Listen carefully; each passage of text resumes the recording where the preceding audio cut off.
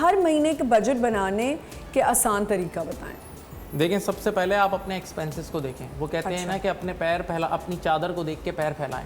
तो आप अपने एक्सपेंसेस को देखें और उस हिसाब से अपने रेवेन्यूज़ को करें। और कितने लोग ऐसे मेरे से पूछते हैं कि यार हम जॉब कर रहे हैं, तो मैं उनको बोलता हूँ जॉब के साथ साथ कोई छोटा मोटा फ्रीलांसिंग करो। अच्छा, एक चीज़ मैं अनाउंस कर दूं यहाँ कि इस बार शायद फ्रीलांसर्स पे, यूट्यूबर्स पे भी एक 3.5%, 3.5% का शायद एक लगना चाहिए। वैसे हम वैसे लगना भी चाहिए, ये नहीं लगना चाहिए। देखें, हम टैक्स देते हैं हर चीज में, हम कमर्शियल करते हैं हम टैक्स देते हैं, हम कहीं पे कॉन्ट्रैक्ट साइन करते हैं हम टैक्स देते हैं। सबसे पहले तो टैक्स की बात होती है। अच्छा, मैं आपको तो ये किस लिए आराम से बैठे सब ऑडियंस, आप भी ये सोचेंगी, जो सैलरी क्लास है ना, पिछले कुछ 5-6 सालों में 750% उनका टैक्स बढ़ गया है। तो हमारा भी बड़ा है जी, बिल्कुल बड़ा है, बिल्कुल बड़ा है। मतलब आप क्या बातें करें यानी अब क्या होगा? अब इस दफा जो है ज्यादा बढ़ेगा या कम होगा? इस बार कह रहे हैं कि सैलरी क्लास का टैक्स कम होना चाहिए। और सैलरी क्लास का टैक्स मैं खुद ये कहता हूँ इसलिए कम होना चाहिए। हायर रेट हमारा 35% तक पहुंच गया। हाँ। तो वो इसलिए कम होना चाहिए कि अगर आपको 100 रुपए में से 65 पहले मिल रहे थे ना कट के, अब अगर आपको ज्यादा मिल गए ना तो आप वो भी स्पेंड करेंगी। और जब आप वो स्पेंड करेंगी उस पर भी सेल्स टैक्स 18% तो गवर्नमेंट को मिल ही रहा है ना।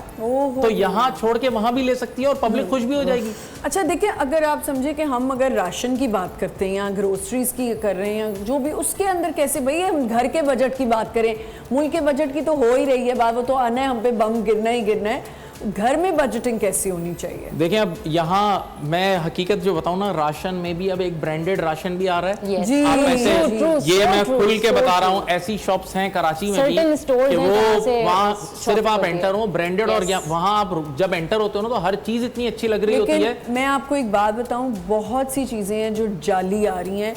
मैंने 2 चीजें उस दिन वापस करवाई हैं। एक टूथपेस्ट जाली थी, बिल्कुल उस टूथपेस्ट में मुझे समझ नहीं आई कि उसमें ना आपके वो जो ठंडक होती है वो पार्टिकल्स भी नहीं थे, हालांकि बाहर लिखा होता है कि इसमें ये चीज़ें हैं, वो नहीं थे। और एक मैं लेने गई ब्लीच क्रीम, वो ब्लीच मैंने 2 दफा लगाई, आगे स्किन से नहीं हो रहे। मतलब वो मैं अपने साइड बर्न्स के लिए लगाती हूँ, तो आई टेल एवरीथिंग, इसमें कोई बुरी बात नहीं है, हमारी लड़कियों का भाई एक है, हम करते हैं। अब वो मैं वैसे मुँह पे नहीं लगाती हूँ, बस मुझे साइड बर्न्स होता है, अगर हेयर डाई कराया तो कर लिया। मैं हैरान हो रही हूँ, या अल्लाह, मैंने 1 दफ़ा लगाई, 2 दफ़ा लगाई, तीसरी दफ़ा तो मैं चली गई। मैंने कहा ये खुदा के लिए इसको रखें ही ना, ब्रांड को इसको दे दें वापस, क्यों रखा हुआ आप लोगों ने? शुक्र है आपकी चीज रिटर्न हो गई। अगर आप कह रहे हैं नहीं, मेरी कैसे नहीं रिटर्न होगी, मैं दुकान ना हिला देती पूरी। हमारे यहाँ रिटर्न पॉलिसीज बहुत वीक है, सॉरी के साथ। नहीं, हमारे बहुत नेबर्स, हमारे नेबर्स में जो स्टोर्स हैं बहुत अच्छे हैं और बड़े कोऑपरेटिव हैं। उन्होंने फौरन कहा नहीं आप बिल्कुल ठीक कह रही हैं, अगर आप कंप्लेन कर रही हैं तो सही कर रही होंगी।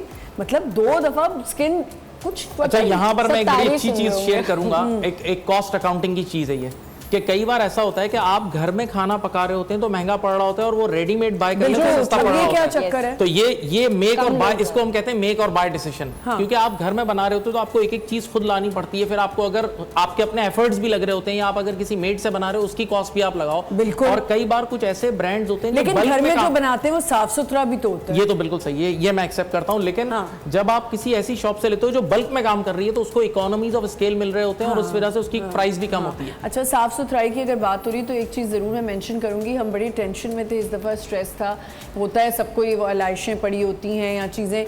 इस दफ़ा बहुत मुझे खुशी हुई कि बहुत जल्दी जो है वो बेहतर था, बहुत समेटा गया और कोई गंदगी नहीं थी, कहीं पे स्मेल नहीं आ रही रोड्स पे, जहाँ मतलब जहाँ मैं रहती हूँ और मैं थोड़ा आगे तक भी गई हूँ, सदर तक भी मैंने देखा कि गंदगी बिल्कुल नहीं थी। लेकिन एक मैं प्रपोजल यहाँ देना चाहता हूँ, कराची में कुछ गेटेड कम्युनिटीज हैं, वहाँ इतना अच्छा माहौल है कि वहाँ आप घर के साथ जानवर बांध ही नहीं सकते।